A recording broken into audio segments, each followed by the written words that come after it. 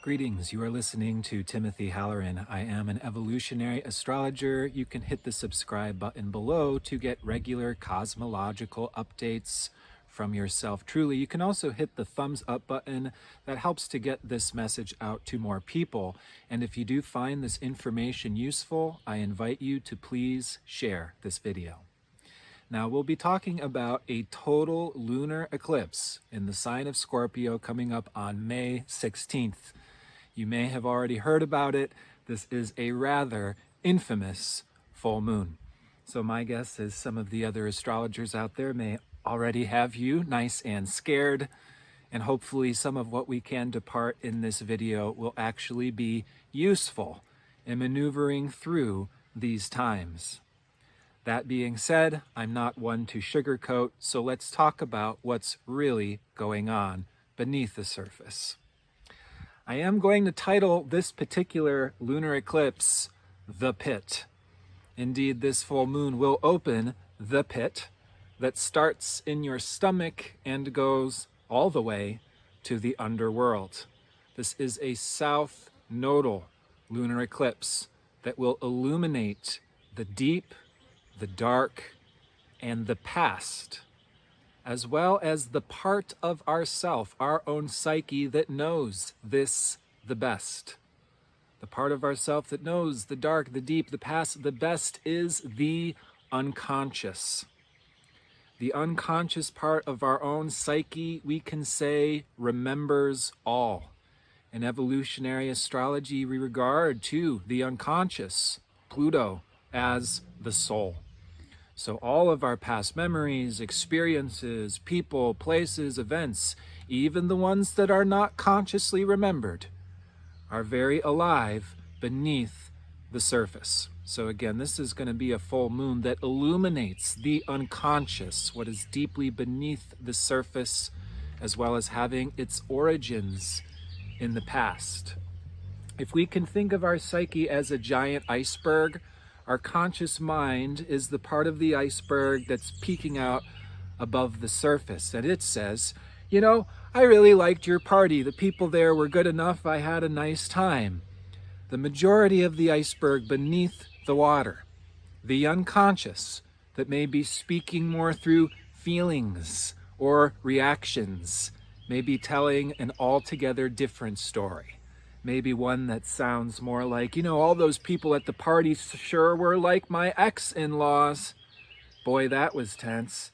It was really nice living with that roommate. Above the surface, beneath the surface, that person triggered my fight or flight every single damn day due to their similarities being my abusive ex, whatever it may be. Okay. The point is, all the emotions, thoughts, fears, desires, we thought we moved through them. We thought we successfully shredded them and made those thoughts, feelings, emotions into those little bits of paper like confetti when we put them through the shredder, out of sight, out of mind. But we did not eliminate the down below. In fact, we've only begun to gestate. Those little bits and pieces of confetti-like paper down below are still alive. In fact, they're wriggling. So the opportunity with this full moon on the south node illuminating the past is this is a wake up to our deeper story, our deeper circumstance. You can think of this period as soul constipation. And I'm not even sure if this is a metaphor. This is pretty much real life. We go through periods of soul constipation. The little hair sliver triggers, the projections, they are symbolic reminders of the deeper truth and the deeper story that can be unleashed, that can be uncovered through these emotions, these reactions, and this deeper unsettling feeling that is inviting us to all explore our deeper truth, what we have, what we don't have, our missing needs. This is certainly going to shine a spotlight on relationships, intimacy, exchange? Is this supportive? Are we empowering one another? What is the deeper truth? If there are any ulterior motives, this is a full moon that drags the skeletons out of the closet. This is why Scorpio does have the reputation of dark and scary. And again, my guess is a lot of astrologers are using such words, phrases, or painting that type of picture. This is a Halloween full moon. This is Scorpio. This is where these deeper parts of ourself come out of hiding. And when we repress a part of ourself, it becomes like a sub-personality. We all do kind of have split personalities, and this full moon that unleashes the deeper buried unconscious really shows us the deeper facets of ourself. This is an intensely emotional moon. Now, the majority of my work, believe it or not, is not to actually tell you what the future is going to be. This is what people who don't know what I do assume I'm talking about the future. Actually, the majority of my work is cleaning up messes and damage repair caused by other astrologers. Speaking of which, quick plug for May, I am going to do a 33% sale off my Astro School. So if you'd like to learn everything that I do, if you'd like to get access to more understanding and information about your life, the world we live in that would otherwise be impossible to access, that's astrology. Check out my Astro School, again on sale, 33% off through the month of May. So this full moon, it can be symbolically challenging, and we will witness that pit open up globally. But what can we do? What is the use in this? In astrology, we plainly observe that there is no good or bad. There is only phenomenon. It depends how we approach. It depends how we use any given circumstance or period in time. So how can we reframe this period into something we actually want? How can we actually approach this one? Well, we do need a new and different approach for this particular full moon. First and foremostly, in surviving this lunar eclipse, we need to embrace the opportunity to discover reality. This is an embracing of reality. It's time to see what's really cooking. It's time to see what's really stewing beneath the surface. This is a very important part of the reframe. Discomfort does not equal bad. Discomfort is good for us. Pushing up against edges is good for us. Getting outside of stagnation and comfort zone is good for us. This invites improvement. This invites growth. That is the very purpose and function of the sign of Scorpio and its ruling planet Pluto. Pluto is the force in life that is always existing and always putting a particular pressure on to grow, to improve, and evolve. That force exists universally. There's two different types of evolution that are taking place fundamentally all the time. There's the very slow, barely perceivable type that's going on in the background, learning through experience, meeting new circumstances, new people. We take notes, we revise, we improve, but it happens slowly. And then there is what is called cataclysmic evolution. These are the true Pluto events. COVID was such a Pluto cataclysmic evolutionary signature, very distinct in the astrology and very predictable, by the way. So this is the force of life that is pushing us out of our comfort zone. It's always happening, and that's what real hell is. When we're thinking of the flames of hell licking our heels, it is such a damaging misconception that we think of that as a punishment brought from an angry God, and we did something wrong. No, that flame of hell is the evolutionary force pushing us out of discomfort, exposing bullshit, calling it for what it actually is, whistleblowing. It's the truth. And it's not always the truth that's comfortable or want to look at, but the truth is always what's best for us. This is a full moon that's going to illuminate uncomfortable truths for all of us, and we can reframe this as being incredibly healthy. What we in fact want, despite it being uncomfortable. Another really important reframe is the word conflict.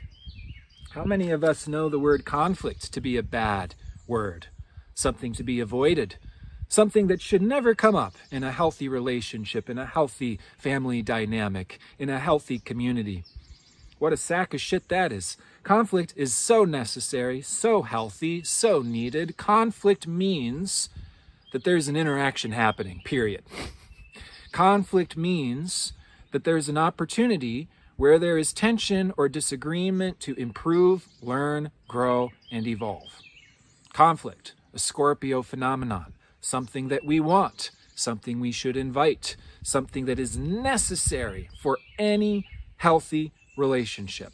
I don't care what relationship it is. If you see that perfect Disney prince and princess, they seemingly never have conflict, they never have argument. This is the type of full moon that illuminates the hidden demons and the beasts and the skeletons swept under the rug, because you can be sure that's not an eternally existing reality.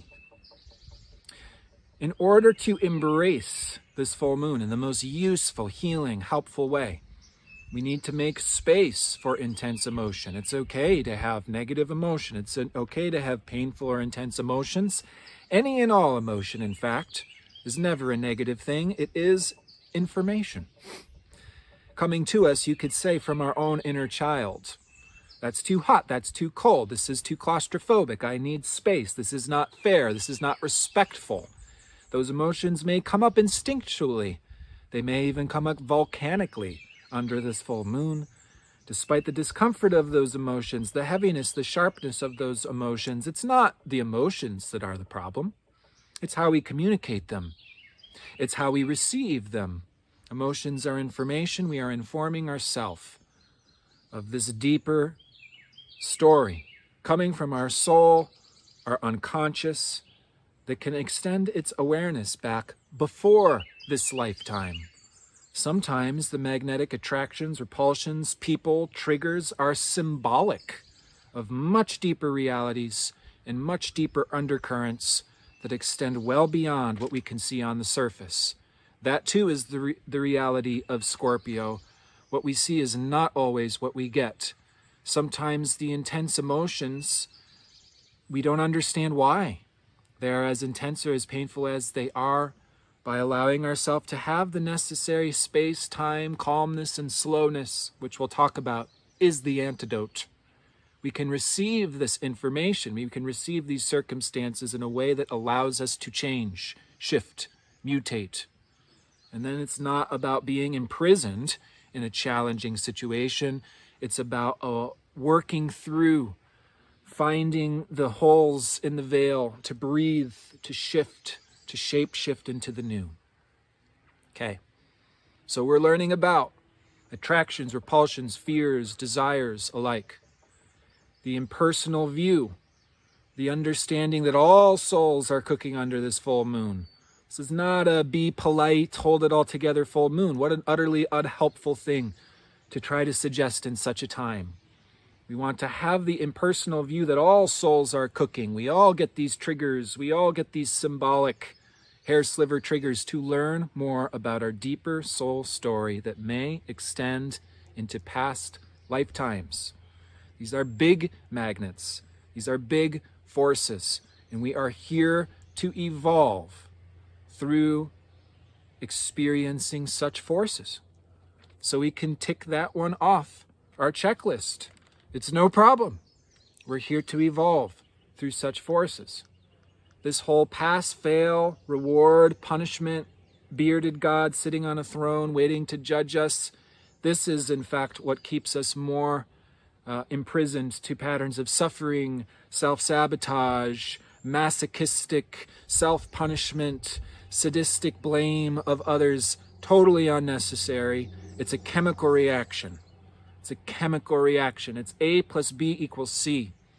And we can go into that reaction. We can work through the parts. Pluto wants us to keep moving through growth and catalyzation. The greatest threat to Pluto is stagnation, which is why when we repress, then cover that repression with the topsoil of stagnation, a full moon like this one blows everything up.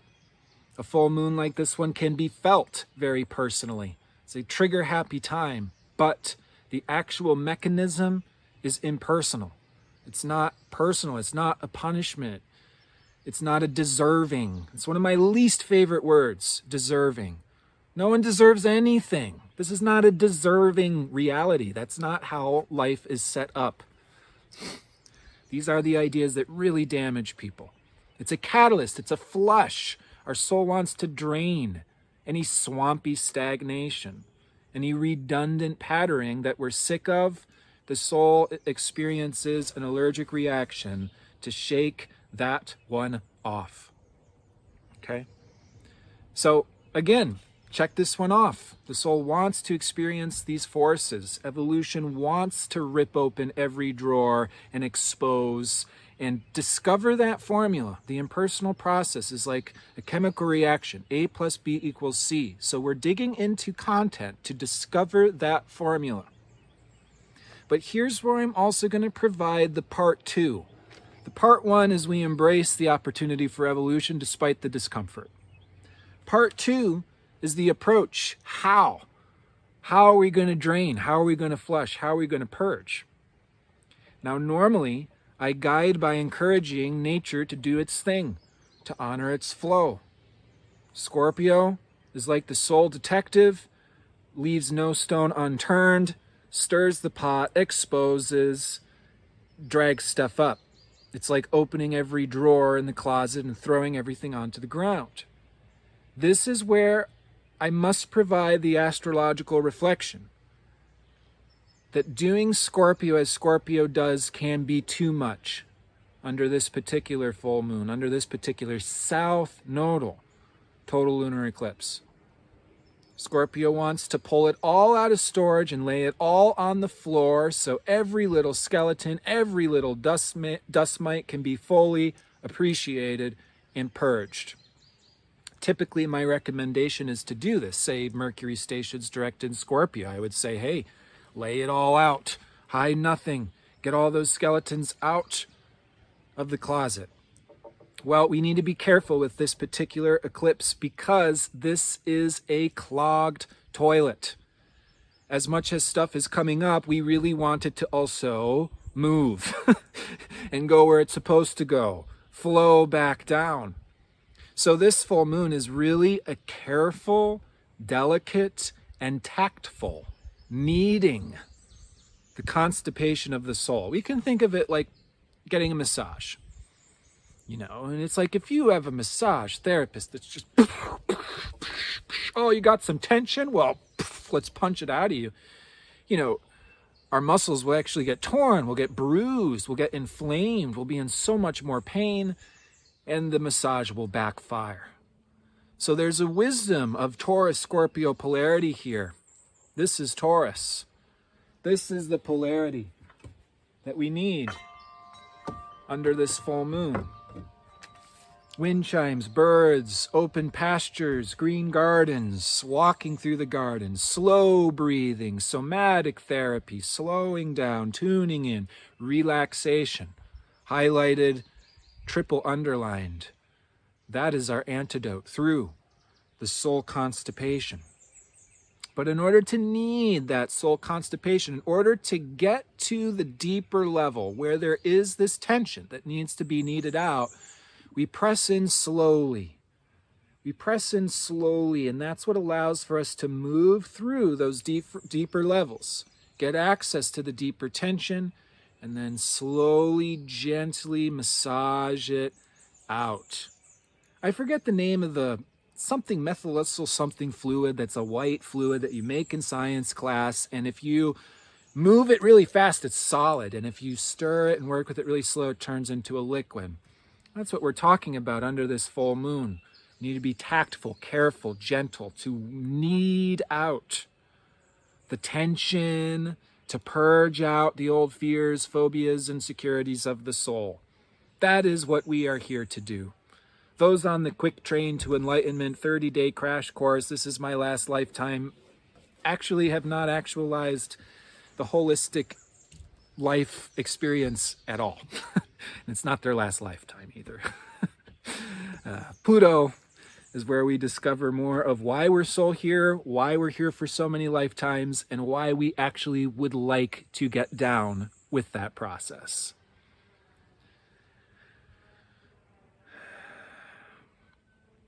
This is like getting kinks out of the hose so everything can flow. Okay? This is allowing slack in the line when too much tension builds. So a mistake would be this weekend. Oh, everything's up right now, so we gotta figure it out right now. Let's get to the problem right now. Let's snip it in the bud. And before we know it, we snipped off the poor guy's head and he's flailing around. So no, it does not need to be that pressureful, forceful. Let's get the answer. Let's get it figured out. Let's, know our arrangement, our relationship, every single thing, every, dot connected. It's going to make it worse. It's going to backfire. We need to wring out the tension and keep moving. This isn't about avoidance. This isn't about running away from the deeper reality. It's about step by step, day by day. Make sure you have food in your belly. Make sure you have the right amount of sleep. If you need to take a bath, take a bath. Come back to it the next day. Hey, if it's a really tense exchange, you don't have to have it all figured out right now. Create mailboxes, write it out, stick it in his mailbox. He'll stick it in your mailbox, and you can read that emotionally charged letter in the moments where you're able to receive it. And when you're emotionally charged, need to discharge, write it in a letter. So that way they can receive it in a palatable, digestible way.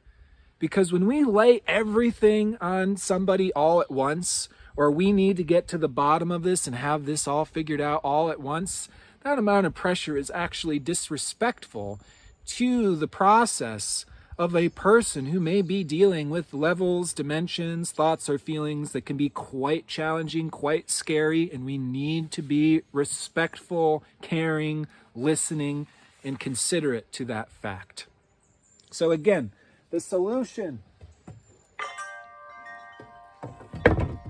Oh, the sound of earth chimes, reminding me of my body, reminding me that I have everything that I need. I have a fridge full of food.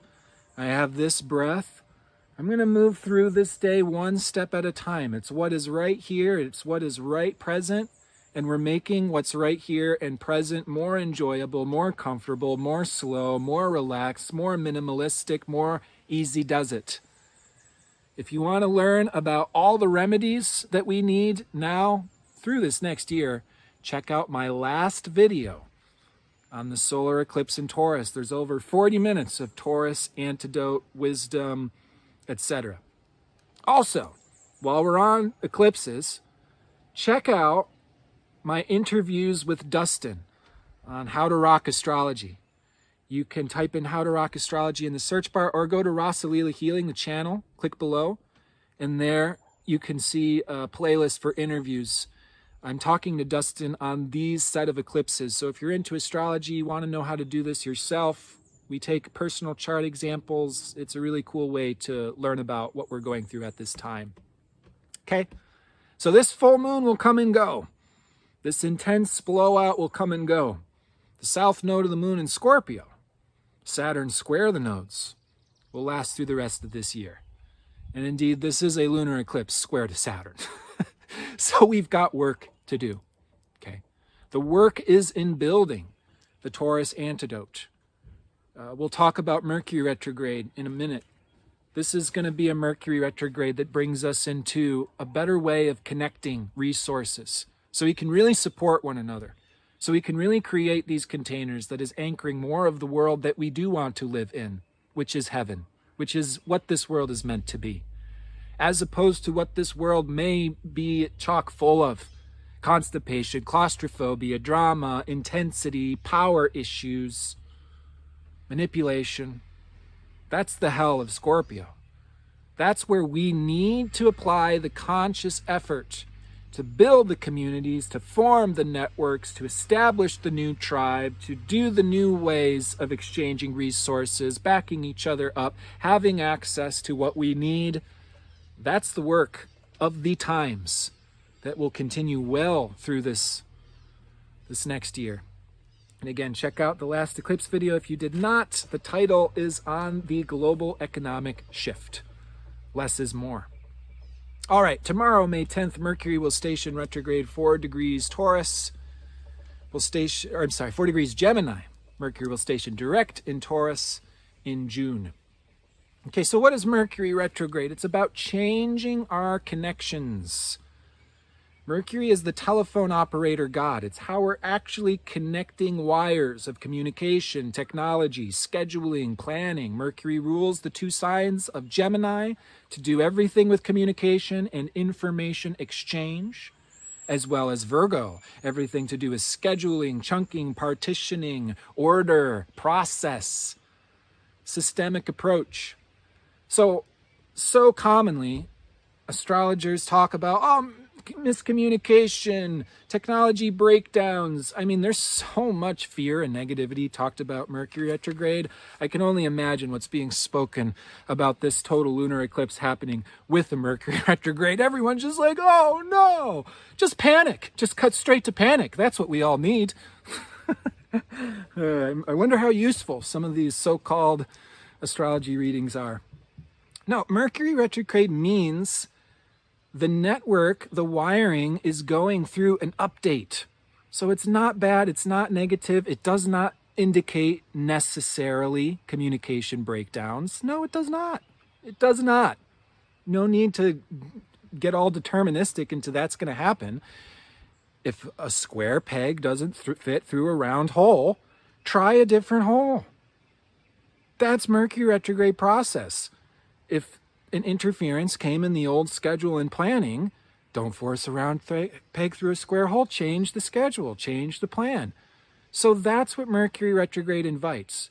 And in particular, this Mercury retrograde beginning in Gemini is going to bring up old friends, old faces, siblings. There's a remembering here. That's the deeper reality of Mercury retrograde. Who's talking about that? Mercury retrograde is about remembering.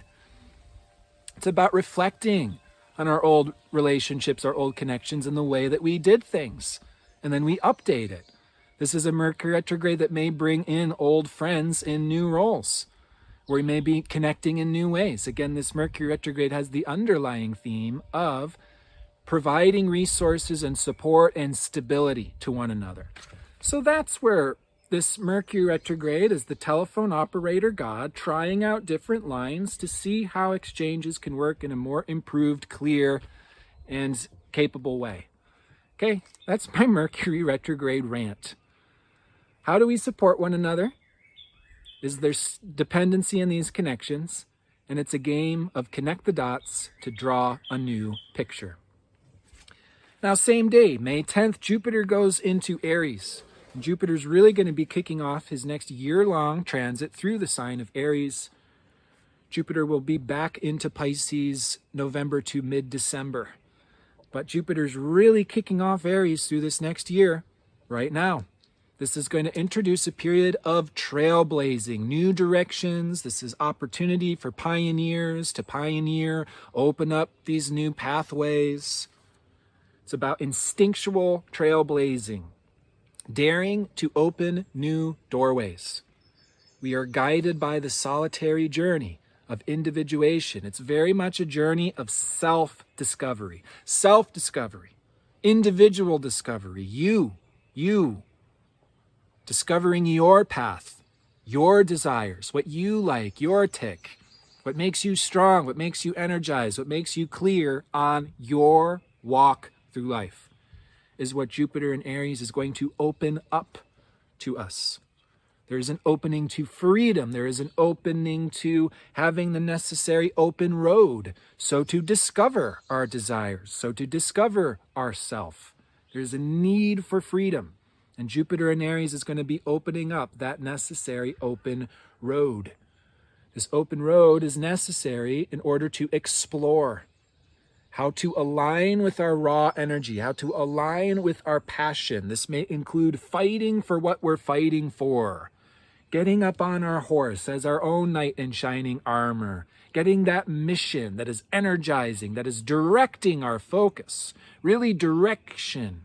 There's this momentum that's going to open up this next year with Jupiter in Aries.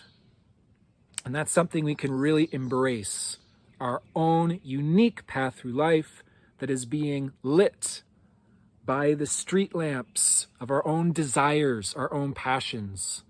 We're not here to avoid our unique desires. We're here to explore them. Why do we have that attraction, and where is that leading us?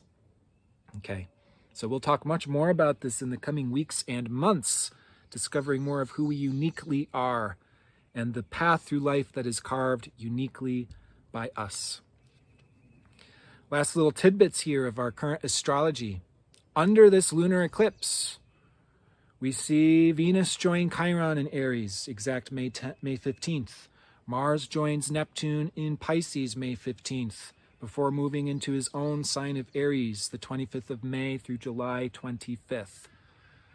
So with Mars in Neptune, there is this exploration of desire, exploration of body, instincts, sexuality. It's a time period where our physical nature is more sensitive. Our instincts are more sensitive. It's like, hey, I have this allergy. Why do I have this allergy? Hey, I have a lack of direction. Why do I have this lack of direction? And through this experimentation, this all-you-can-eat buffet of possibilities, exploring and discovering what's most tasty so we can go back to that buffet table and fill up our tray with everything we especially love as Mars goes into Aries and our direction, instincts, energy comes back online.